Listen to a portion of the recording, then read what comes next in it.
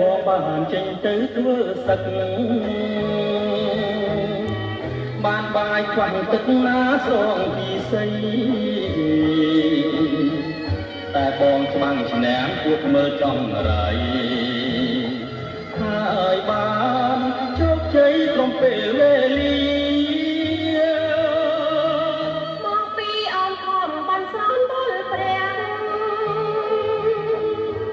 សូមឲ្យបងគ្នាបងគ្នាក្នុងគ្រា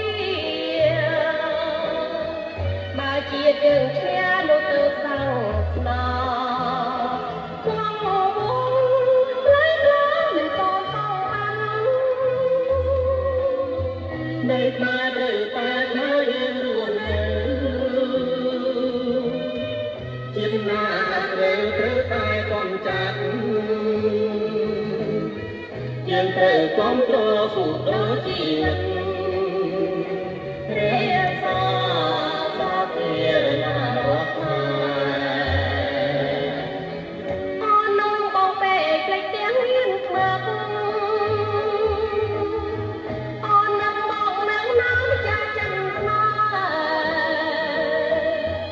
ចំណែកបងវិញនឹកអូនណាស់ដែរនឹក